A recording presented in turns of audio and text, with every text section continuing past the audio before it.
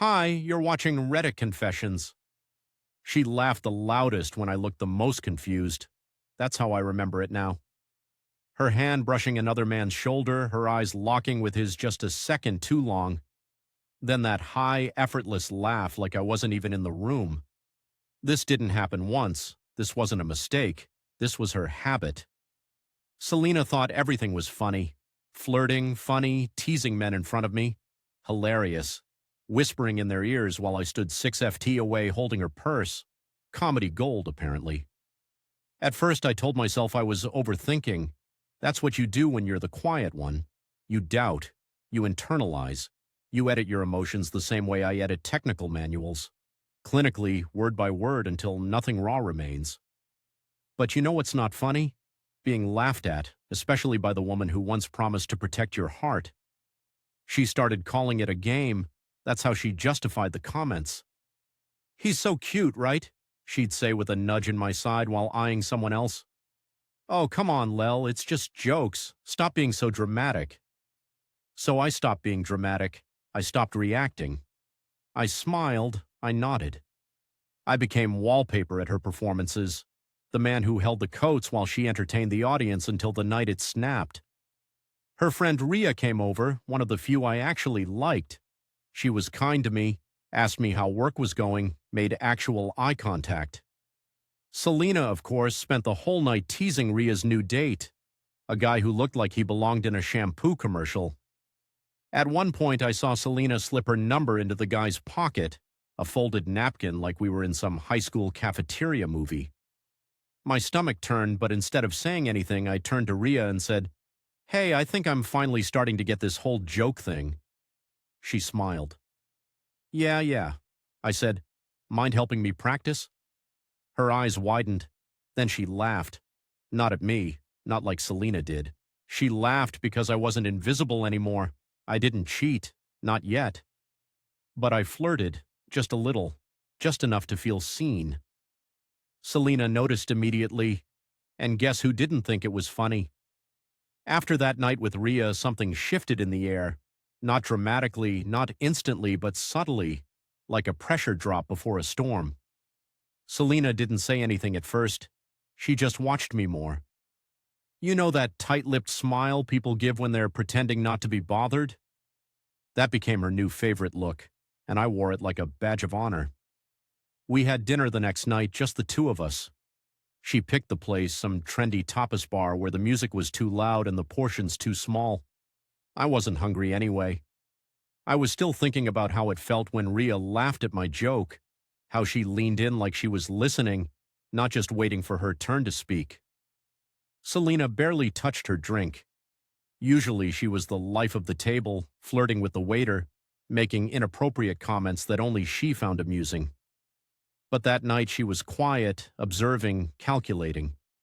Finally she said, "So you and Rhea got pretty cozy last night." I shrugged. She was nice, easy to talk to. Selena smiled, but her eyes didn't. "You're not actually trying to make me jealous, are you?" "No," I said, slicing into a tasteless piece of grilled eggplant. "I'm just learning how to laugh at things." That silence afterward deafening.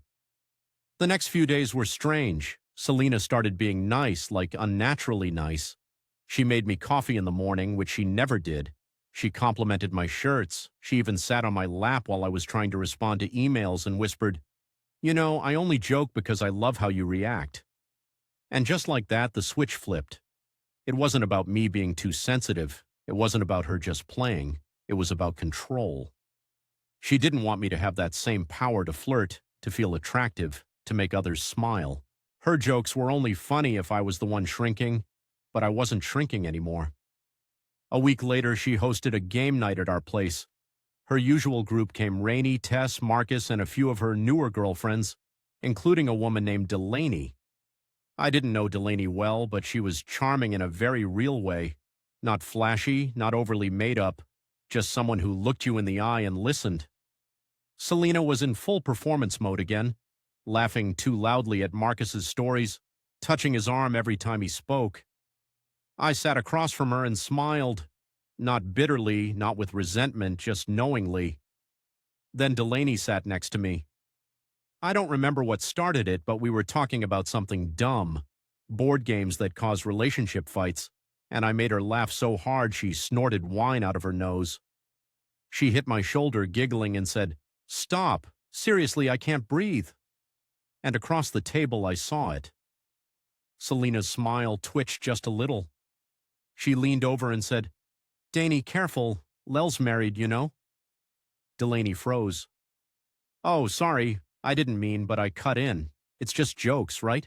I said, meeting Selena's eyes. "Isn't that what we do around here?" The room went quiet. Just for a beat, and then someone laughed awkwardly and the conversation picked up again. But Selena didn't laugh. That night when everyone left, she didn't say a word. She just started cleaning furiously like crumbs were the real enemy. I went to bed alone and I smiled because for the first time in years, I wasn't the only one wondering how it felt to be ignored. The morning after game night, Selena acted like nothing had happened. She hummed in the kitchen, made her signature oversweet French toast, and kissed me on the cheek like she hadn't just tried to shame another woman in front of me the night before. I watched her pour coffee like she was auditioning for a toothpaste commercial. All smiles, all surface. I didn't say a word. I wanted to see how long she'd keep pretending she didn't feel that shift in the room. She broke first. Later that day, she popped her head into my home office, still in her robe. "You and Delaney had fun," she said casually, pretending to check her nails. I didn't even look up. "She's funny." Selena stood there. "You know, some women flirt just to see if they still have it. It doesn't mean anything." Now that got my attention. I turned and looked her straight in the eye. "Is that what you've been doing? Seeing if you still have it by flirting with my coworkers, friends, waiters, Uber drivers?" Her smile disappeared. "Don't be ridiculous." "Oh, I'm sorry," I said. "Maybe I just need to work on my sense of humor again." She stormed off. No retort, no dramatic defense, nothing. It was the first time my words actually landed, and that silence, her silence, it was the loudest moment of our marriage. But what happened next, I didn't expect. 2 days later, I got a message on Instagram from Tess, one of her closest friends. She sent a picture of an old group hang, the kind where Selena was holding court and I was somewhere in the background probably cleaning up empty bottles. Tess wrote, "You looked miserable that night. You okay?" It wasn't flirtatious. It was genuine. That somehow made it hit harder. I replied cautiously. We ended up talking. Not every day, not for hours, but enough. Enough for her to say she'd noticed how Selena talked to me, how she belittled me in front of people, how she'd once joked to the group. "If Lel ever leaves me, I'll be single for a day." Maybe. Tess said that wasn't a compliment. It was a power move. That night I couldn't sleep, not because of guilt, because for the first time in years someone had seen me, not the version of me Selena painted, the real me, the man quietly shrinking in the shadow of someone else's spotlight. So I started being louder, not with my voice, but with my presence. I started dressing better, accepting invites Selena declined, saying no to her without feeling like I owed an apology. I even cracked jokes around her friends, real jokes, ones that made them laugh with me, not at me. And Selena, she didn't like that, not one bit. She pulled me aside during a barbecue and hissed, "You're embarrassing me." I looked her dead in the eye and said, "Funny, that's what I've been feeling for the past 2 years." She blinked. For a moment, she looked like she was about to cry, but instead she turned around and walked away. Later that evening, Tess caught my arm and whispered, "She's scared." I smiled. Good. But what I didn't know then was just how far Selena was willing to go to get control back, and I never expected who she'd pull into it. A week passed without a single flirtatious joke from Selena. Not at home, not in public, not even over text. That silence should have been comforting, but it wasn't. Felt manufactured, like she was waiting for something, watching me, measuring how far I'd pushed the boundary now that I wasn't under her thumb anymore. Then came a message I didn't see coming from Illa. Illa was Selena's friend from college. the one who always seemed too sharp to be part of her circle. She had a dry, sarcastic sense of humor, and unlike the rest of Selena's entourage, she didn't find Selena's jokes all that charming. We'd barely ever spoken, but apparently she noticed more than I thought. Her message read, "I don't want to start anything, but I think you should know Selena's been texting someone behind your back, and it's not just jokes anymore." That pit in my stomach returned, not the jealous kind, the kind that comes with confirmation. I asked her what she meant. She hesitated, then sent me a screenshot, a cropped part of a message from Selena to someone named Eric. It read, "You'd better be at the party this time. I need a break from boring," followed by a winking emoji. My throat dried up. I knew that name.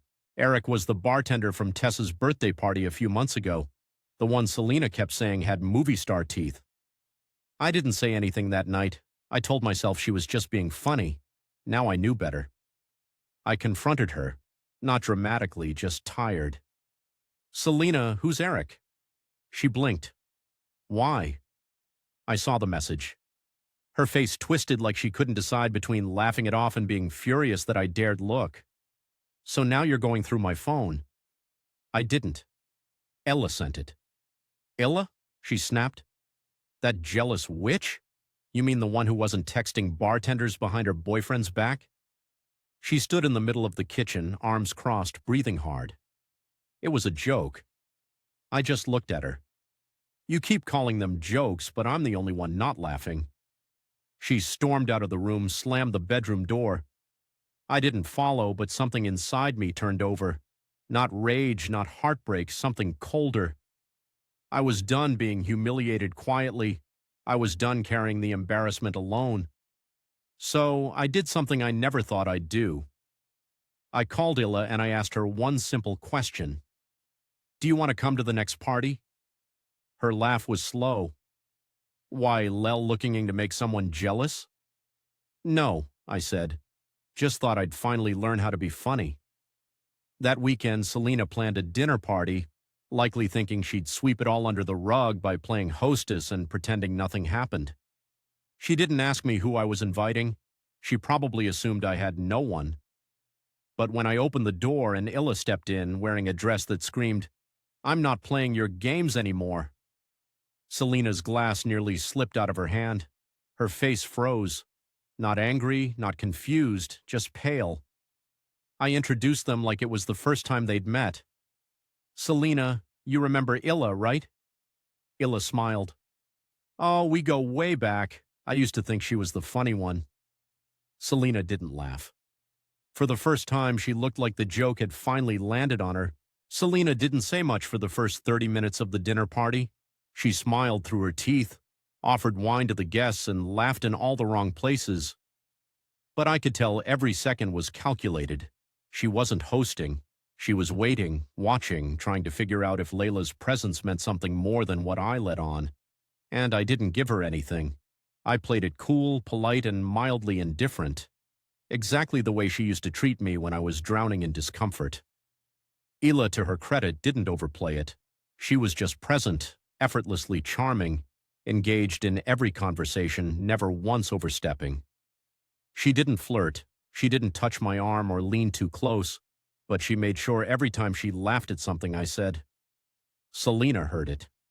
We were in the middle of some dumb debate over which movie franchises should have stopped after one film.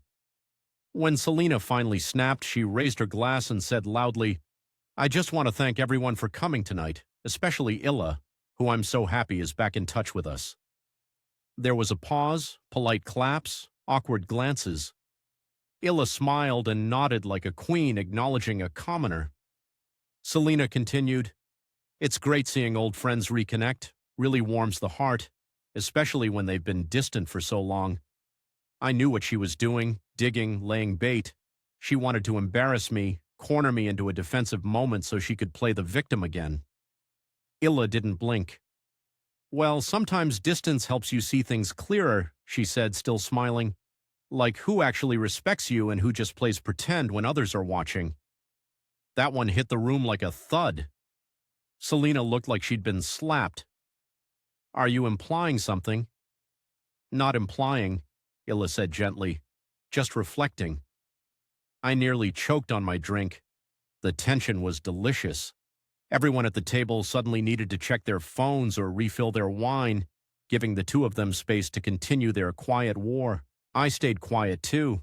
I wanted to see who'd cross the line first. Selena stared at Illa, then turned to me.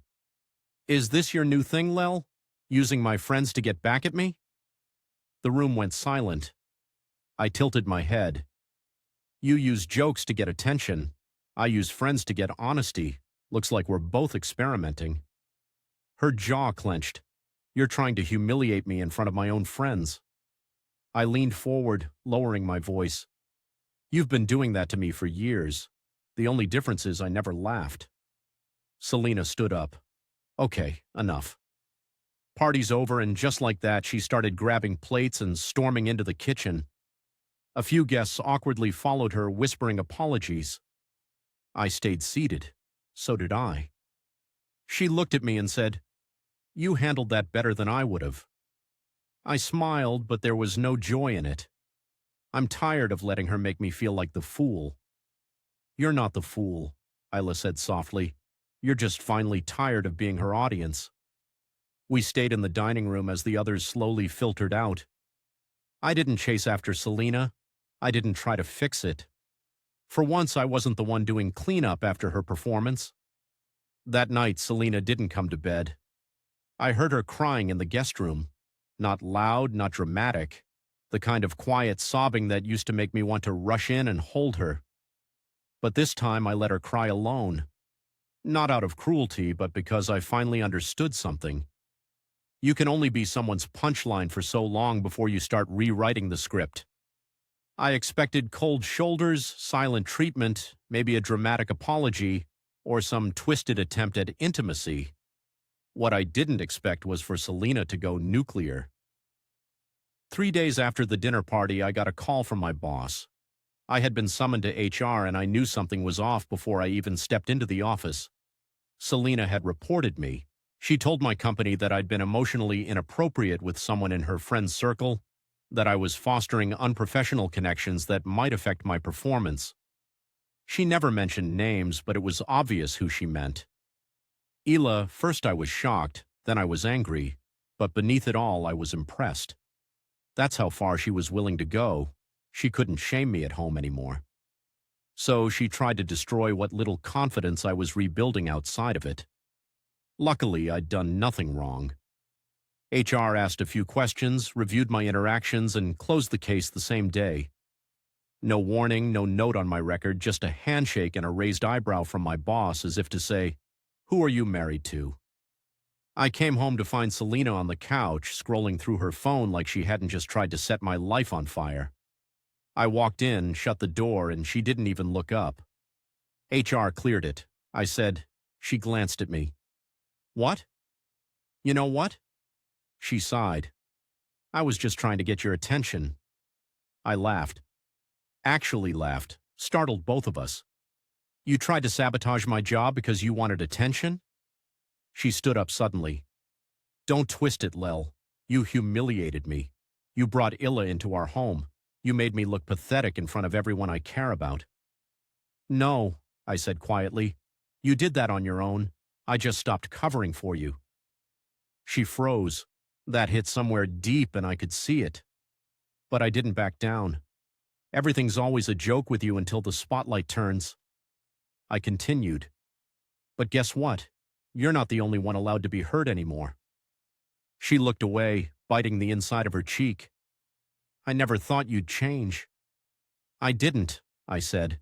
"I finally remembered who I was before I let you shrink me." That night I packed a bag. Not all of it, just enough to say I wasn't bluffing. Enough to show her this wasn't another passive-aggressive phase.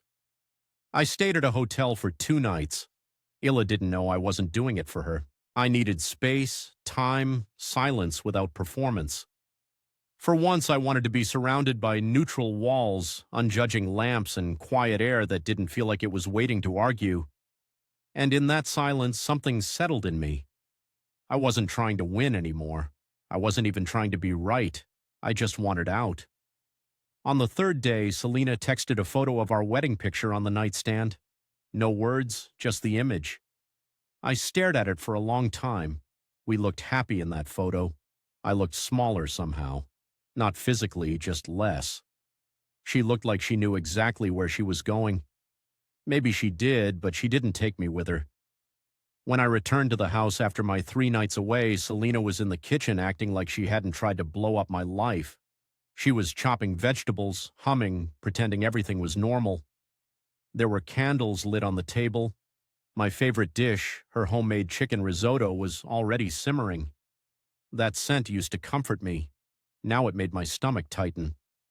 She looked up with this exaggerated softness in her eyes, like we were in a bad soap opera. "I thought we could talk," she said. "Really talk." I didn't sit. I stood in the doorway, bag still on my shoulder. About what? Her smile flickered. Everything. I should have walked away, but part of me needed to hear what she had to say. Or maybe I was hoping she'd finally admit the truth, that it was never about jokes, that she knew exactly what she was doing every time she chipped away at me in front of others. We sat. She served me like she used to when things were good. She made small talk about work, about Tessa's new boyfriend, even about how Hila had apparently always had a thing for attention. That was her lead-in, subtle but pointed. "You know," she finally said, leaning in, "I never meant to hurt you. I was just being me. I thought we were stronger than a few jokes." "You weren't joking," I said plainly. "You humiliated me constantly. You knew it. You saw how uncomfortable I was. And instead of stopping, you kept pushing." She looked down at her plate. "I guess I didn't think it mattered that much to you." That was the most honest thing she'd said in months. "It mattered," I replied, "and now doesn't." Her eyes flicked up. I could see it. The panic behind the calm. She wasn't used to this version of me, the one who wasn't crumbling or begging, the one who wasn't trying to fix what he didn't break. Then she tried one last play. Her voice dropped soft and vulnerable. "I miss us." I shook my head. "You miss control." She blinked. That hit. "You miss knowing you could tear me down and I'd still crawl back. Smile at your friends. Pretend it didn't hurt when you laughed at me. You miss me being small, but that man's not here anymore." She didn't cry. She didn't scream. She just sat there looking like someone who finally realized the punchline had always come with a cost. I stood up. "I'll be back for the rest of my things next week."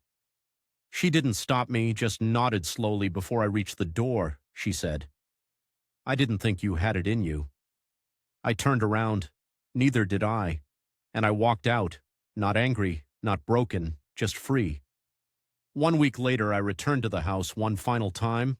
I brought 2 duffel bags and a friend with a truck. Selena wasn't home. She'd left a note that read, "Take whatever you want. I'm done fighting." There was no apology, no explanation, just that. A sentence that said more about how she saw our entire marriage than anything she ever shouted during an argument. Packing my things felt surreal. I paused at the shelf where our wedding photo once sat. The frame was still there, but the picture was missing.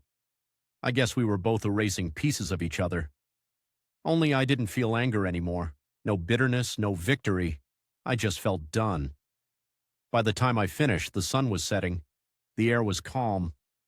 I stood at the doorway one last time, looking into the home where I'd spent years becoming a ghost in someone else's spotlight. I didn't say goodbye. You don't say goodbye to a performance. You just stop watching. I moved into a small apartment. Nothing special, but it's mine. The first night I sat on the floor with takeout and no furniture, listening to the silence. And for the first time in years, that silence didn't feel empty, felt earned. Hila and I kept in touch. We never dated, at least not right away. She gave me space, I gave myself grace. And somewhere along the way, we started meeting for coffee, then long walks, then late-night conversations that didn't feel like I was auditioning for approval, just being seen fully. Finally, months later, Selena texted me a single sentence. "I hope you're happy now." I didn't reply because I was. Not because she was gone, but because I had finally chosen myself over her version of me. I no longer needed to prove anything, not to her, not to anyone. Selena once said, I didn't know how to take a joke, but I learned something better, how to take back my voice. Thanks for watching Reddit Confessions. If you made it this far, drop a comment and tell us what's one historical event that changed the world, but started with a quiet, personal decision. Don't forget to like, subscribe, and hit that notification bell so you never miss a story that hits close to home. Until next time, stay strong, stay real, and remember, sometimes walking away is the punch.